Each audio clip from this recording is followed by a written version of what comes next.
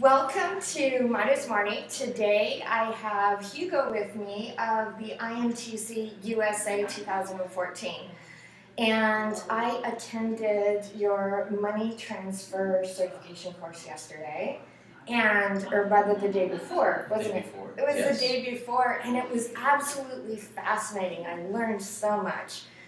And I'm very glad. Yeah, you did a great job, especially for somebody coming from Bitcoin, you know, and needing to understand your industry and how it actually works.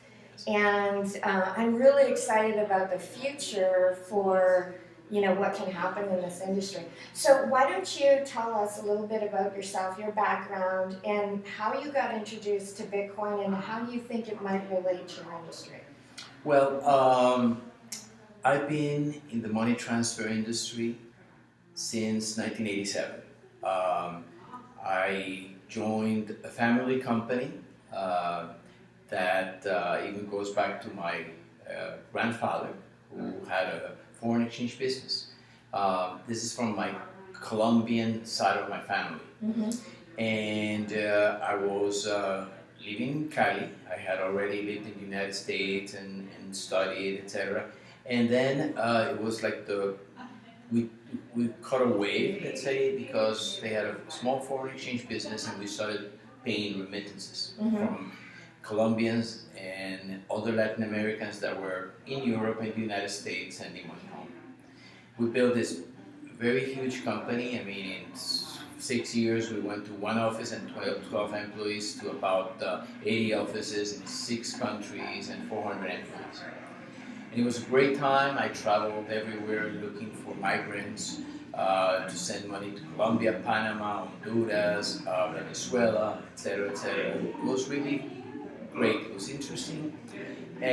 But the things changed. I moved to the United States. I became a consultant. My father died, and eventually we sold the company in 2007. Mm-hmm. So in 2000, I've been a consultant. In 2010, there was a small conference done in Miami, uh, and mostly for regulation and compliance purposes.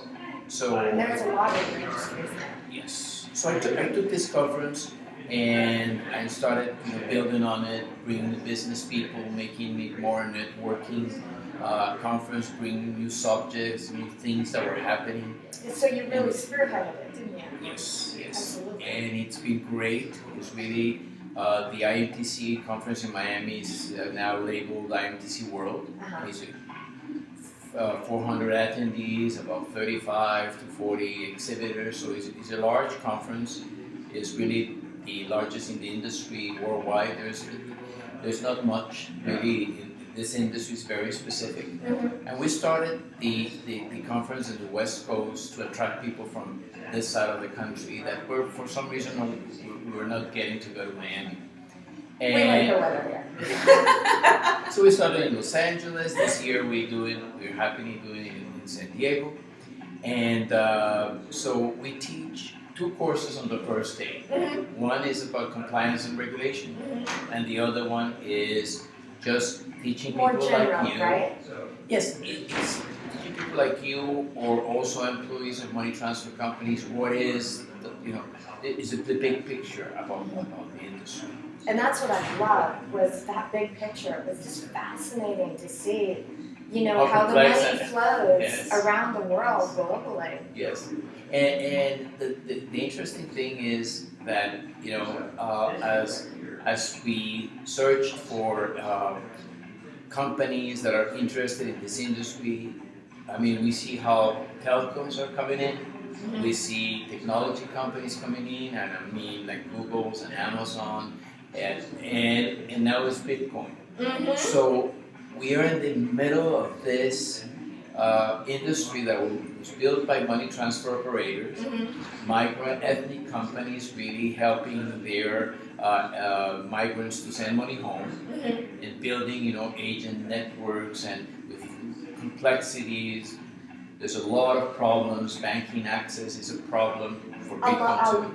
Yeah, a lot of the people that are, the end recipients of the money that your industry moves don't actually have bank accounts, do they? Very few. I mean, it's still very low. There's some countries that are more than others, but are still cash-to-cash business. And you know, we're in the middle, as I said, in this. There's disruption coming on in the industry from all sides. I mean, the telcos with their mobile, health phones, the smartphones, they're trying to move into financial services. Whether they want to become a financial services provider or not, it's in the works. This industry is very regulated. The telco industry is not as much. So we see that. What are the technology companies are going to do? And now, Bitcoin. Yes. So we, our interest in Bitcoin really has come because Connie Fenchel was, and Andrew Edelman, both of them are in the IMTC advisory board. And Andrew, as a lawyer, he has been very interested in Bitcoin and about the regulation of Bitcoin. He's going to Bitcoin conferences. I met him at the Texas Bitcoin conference. That's where we actually met. Exactly. Yes. I remember him coming back and meeting with me. He also lives in Miami, like I do. So we met, and he told me, look, Hugo, this is very interesting, and he really has done the job in explaining to me, you know, from the regulation standpoint, what he thinks. And on the other side, Connie has been advising Bitcoin companies on the compliance and regulation side. So both of them really has been involved, and it's really because of them that we have been trying to understand Bitcoin. I've been trying to tell money transfer companies, you know, pay attention in this. Most of them don't believe that Bitcoin will ever succeed, but you know, 5 years ago, the traditional money transfer companies said the same thing about online money transfers. Yes. Just 5 years ago, when Zoom, which is the major provider of online money transfers, just started. Now, and their growth rate is phenomenal, isn't it? And especially that market. I found that the slide that you did about that middle market, where you have the low end of the market, which is where the remittances kind of start, and then they kind of move over into that mid-market, and Zoom is right in that mid-market, and that mid-market is growing at 34%. It's dramatic compared to the growth on the premium market and the low-end market, and that's really where the future is, isn't it? Yes, well, globalization is making people move everywhere. Mm-hmm. I mean, in the United States, there are a lot of people from the United Kingdom, from all places in Europe, Germany, Canada. I mean, they have used banks mostly to do wire transfers. And wire transfers are hugely expensive. They're expensive. You showed that slide that was 12.86% is the average bank. So it's very high. Something else that has happened is that the Consumer Financial Protection Bureau has determined that a personal transfer, whether you do it to a money transfer operator or to a bank, you need to know all the information up to the end. That means you need to know how much currency on the other side you're going to get. Mm-hmm. Banks have never done that. I mean, you send a wire transfer to Germany, you have no idea how many euros you're going to get on the other side. Until you're there, right? Until the money's there, because there is a correspondent relation between one bank and the other. So the CFPB came up with this remittance rule. It was stalled by banks and big money transfer operators till they were ready. It was stalled by almost 2 years, but now it's in effect.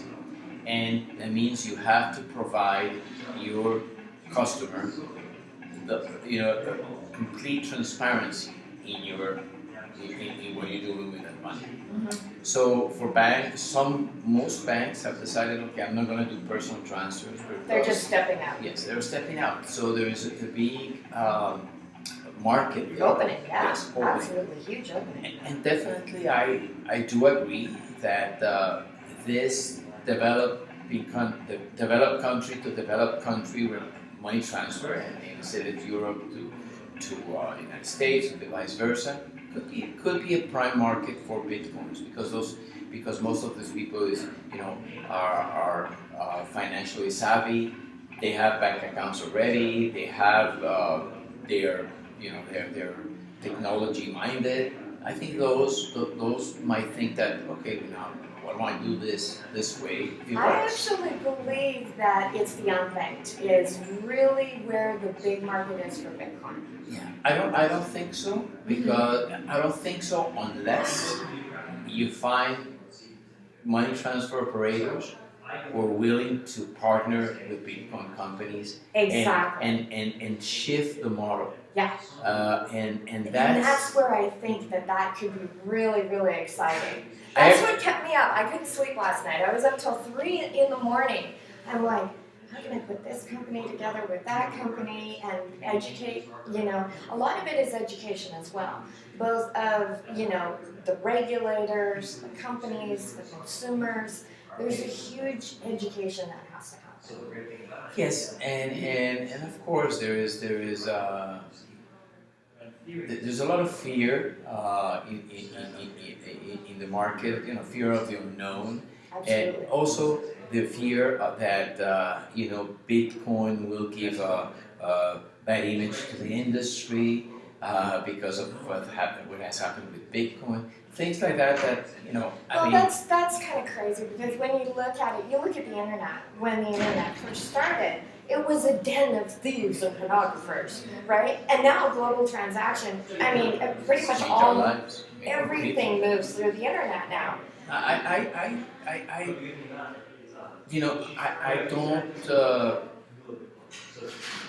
don't really know. Nobody knows what is going to happen. But what I think about it is, it depends on a number of things. Of course, it depends on regulation. But we see some positive moves there. Yeah, I've been really surprised, actually. Me too. Yeah. But the compliance aspect is not that complicated, because know your customer is the basis of any financial transaction. Pretty much, yeah. And if you move from cash to Bitcoin, you move something from the unknown, because who knows who has cash, to something that is recorded, public information. So I feel that really, as long as Bitcoin companies understand that knowing who you're transacting with and what is happening with your clients, what are they using the money for, the safer they are. Because of course there's people. Well, that's why I think it's so exciting that you have, the existing agents, right, of these money transfer operators. And you have those existing relationships and that existing knowledge of the customer, right? And really, you just use Bitcoin as a mechanism to move the money, bypassing the banks and the other methods of moving the actual money, and use Bitcoin, basically the protocol, to move the money. And on the other end, they don't even necessarily need to know that transaction happened on Bitcoin. But what that does for your industry is, take a transaction that was on average 7.86% of the fees there. And that's good memory. I do for all of this stuff. And I saw it was really sad from in the Sub-Saharan, Africa. That was back up to 12%, almost back up to the banks.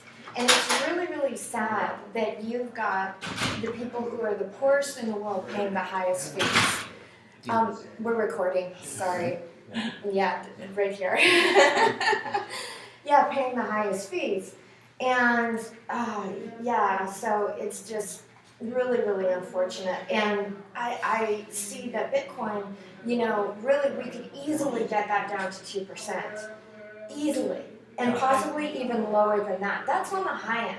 That's using a full-blown exchange on each side.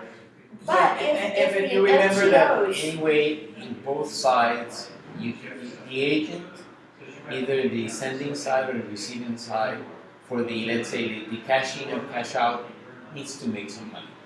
Absolutely. Well, that's even though in the center, Bitcoin can be very inexpensive. Anyway, on both sides, for the agent to shift of using just the normal, what he's using right now, which in a way, it's not that they're making that much money, so it's not, the cost is not in there, it's not in the both ends. So I do agree that if you make this... if you understand that, what I was saying, that's a full retail. Okay, full retail is 2%.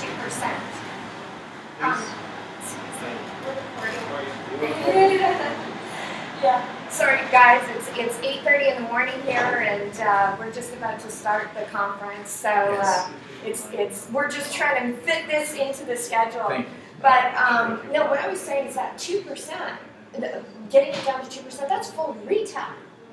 That's not actually talking about the cost of moving the money. The cost, no matter how big a transaction, and this is one thing that's really key, a lot of people don't quite understand, because they don't see that side of it, is that the hard cost for me to move 10 cents or to me to move $10 million, my actual hard cost on the network right now is a half a cent.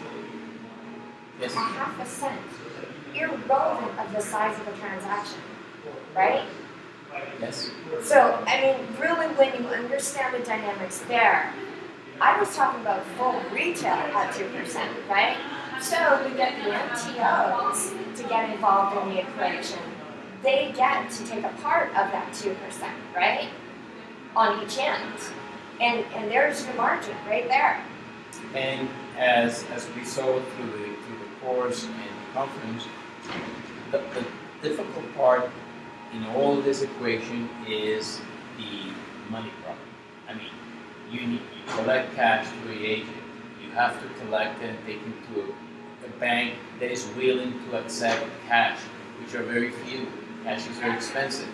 Then you have to wire transfer. But you've already got those relationships, right? You've already got those relationships. Yes, no. What I mean, what I want to tell you is that the transmission of the money and the actual flow of the money is disconnected in this industry. Mm-hmm. The transmission is done electronically. You have that data from any place in the United States where a migrant sends money to almost any place in the world in 15, 20 minutes at the most. Mm-hmm. Because whatever you batch it or you do it online, immediately you have that information. So people are... But it's still the cost of moving it for them, right? No, people are getting paid very fast. Right now in the industry, I mean, I can send money right now to Chile, to Uganda, and my mother, if she's there, or whoever I'm sending money to, can pick it up in 20, 25 minutes. Right. And even but it's even more faster. cost of moving that but money. Then, that's the key. And not only the cost, is the flow of money. Yes. You need to have money. If it's a lot of money to be able to make that payment over there, to give the credit back while the funds travel. And the funds travel may take 3, 4, 5 days. Yeah, that's just crazy. What happens with Bitcoin is that you couple those two things. You couple transmission with settlement. Yes. That is, I think, is a key element. I think it's huge. We just have to figure it out. Yes. But it's interesting. For me, it's exciting. Yes. It's exciting to watch. I'm very excited for the future, and we're going to have a great debate today of Arun Sharma, right? Professor Sharma, yes, from the University of Miami, and Stephen Michaels of the Digital Currency Institute. I am going to be fascinated with that. Bitcoin debate. We're going to have a true believer like Stephen and a disbeliever like Professor Sharma. Professor Sharma is a very intelligent man. Yes, and he's followed the payment industry for years. And he liked my figures I gave him the other day. He was very interested in that. Yes. He's like, I told him about Fiat Lake and the fact that if you watch Fiat Lake for any period of time, about 84% of the money flowing out of a country into Bitcoin is actually China. And that was fascinating to him as well. Yes. So we're just excited to see what's happening. I'm so glad that we were able to meet you, to bring you here. You participated in the panel yesterday in the Bitcoin workshop. Yes. And I think just your presence here also, at least gets the money transfer operators thinking. Even the more the disbelievers, they say, well, maybe. Yeah, maybe, It just opens up the door, Yeah. right? Yes. And the thing is that that's really where we want to be. Is an open dialogue, right? Because if you just shut your eyes and pretend that it's not going to happen, you're going to run into a wall. Yes. Well, and that's what I try to do in this conference. This conference is really a meeting point. I know. I was so surprised by your really bringing Bitcoin into the mix, and it was refreshing to me. Thank you very much. Thank you so much. Do you have any parting words that you have to say? Well, I just want to really thank you. I think it's important that both worlds come together. How they're going to come together remains to be seen. Yes. But I'm willing to help in that. I mean, I'm willing to help not only with my ideas. I'm very opinionated in things, but I'm open-minded in the way that, look, this is what I think. This is what I think can be done this way. But I'm not in the money transfer business anymore. I sold what I had, but I was a businessman for many years in the. So you know. So I know. You know what they have to do. Yeah, and believe me, when I look at some of the Bitcoin things and the cash in, cash outs, I think, should I get involved again? Well, if you do, I want to work with you. Thank you very much. Thank you so much for your time today.